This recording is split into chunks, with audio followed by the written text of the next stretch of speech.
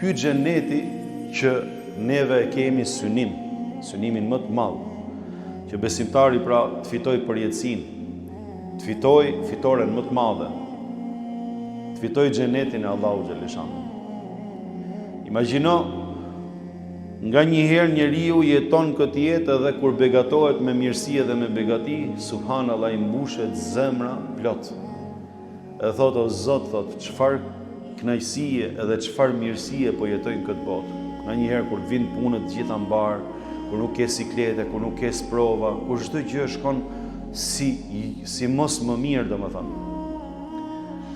Imagjino në përjetësi të jetosh në begatin që e ka kriju Allahu xhaleshanu me dorën e vet, aty ku njeriu nuk plaket, aty ku smundja dhe e keqja nuk ekziston, aty ku rrobat nuk vjetrohen, aty ku është komplet klim tjetër, edhe është një botë tjetër e përgatitme prej Allahu xhaleshanu për robët e tij të sinqertë, siç na ka lajmëruar i Madhi Zot në shpalljet e shenjta hynore që ka zbrit për njerëzit e tij.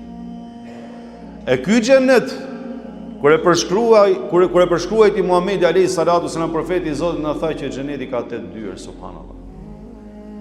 E thot profeti alayhi salatu selam, thot, ai i cili dallohet, thot, për namazin e tij, pra për përkushtimin namazin e tij, nesër kur dali para Allahu xhaleshanu do të thirret për në xhenet nga dera e namazit, nga dera e faljes. E ai i cili, thot, është mundu dhe është përpjek shumë në rrugën e Allahu xhaleshanu, gjithçka ka qenë gati me e dhënë, edhe shpirtin e tij, do të thirret pikërisht nga kjo derë.